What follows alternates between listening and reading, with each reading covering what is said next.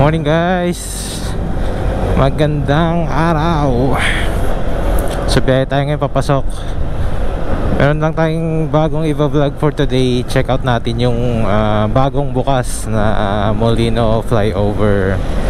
So yun, nagka-trending ngayon. Ang tagal na kasi niyang ginagawa for 4 years. So kahapon yung pinaka official na opening nung flyover.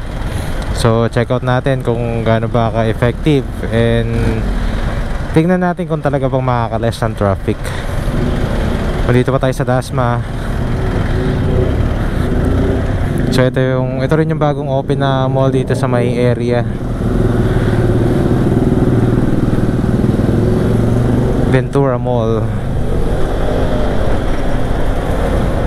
So update na ulit pag malapit na tayo sa may Molino. Grabe na ang traffic talaga.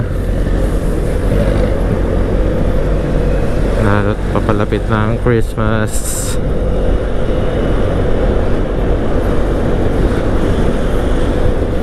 Tingnan natin kung may magbe-build up na traffic dun sa may SM Molino. Dapat wala na kasi open na yung flyover.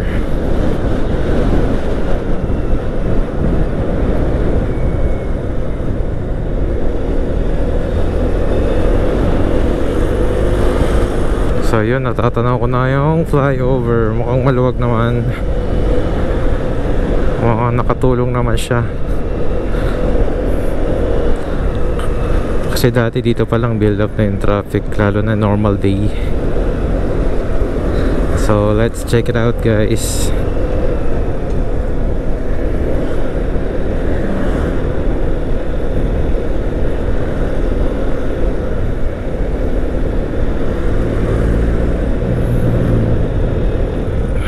Nakikita ko na lang magiging cause ng traffic is ito.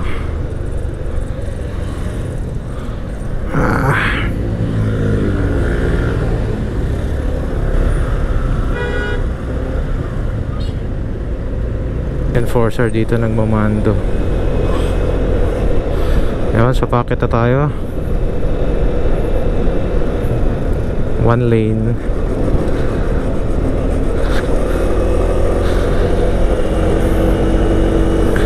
Kung ginawa nilang 2 lanes to, mas okay sana. Ako po, may nasiraan pa sa gitna.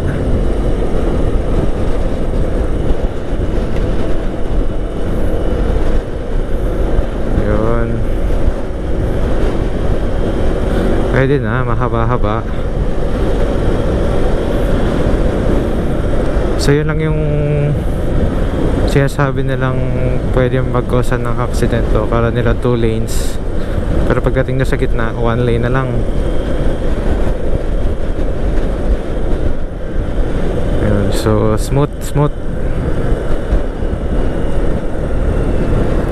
Yeah. Nice. Good job. Sa ngayon hindi ko lang pagka rush hour kung anong itsura dyan. So inabot ng 5 years bago siya makumpleto. Ginagawa na yan nung nagpa-practice pa lang ako magmotor way back 2018 2019 ba, basta mga ganun, 4 to 5 years. Then kahapon lang siya officially binuksan. So pagbaba mo, traffic na ulit.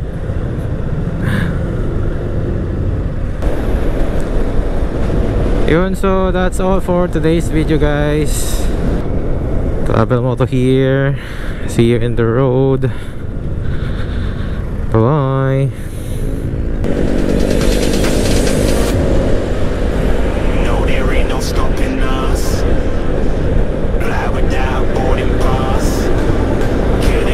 Ang luwag talaga dito sa pagpatakbo. Ooh!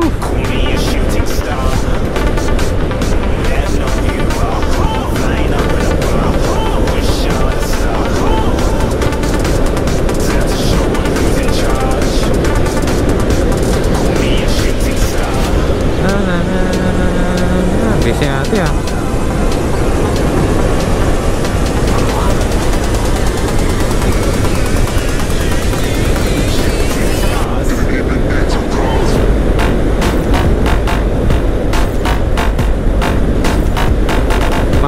Keros. Bilis.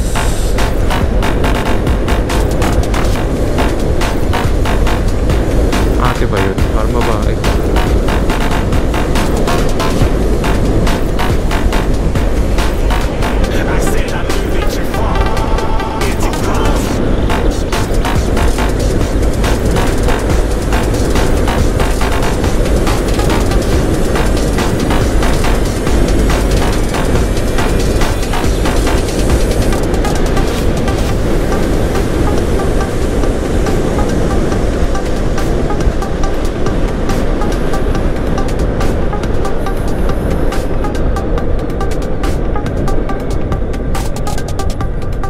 Ate siya eh, mahaba buhok ko.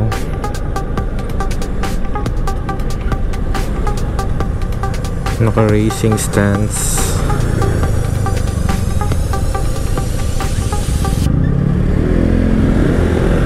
Oh, Jesus.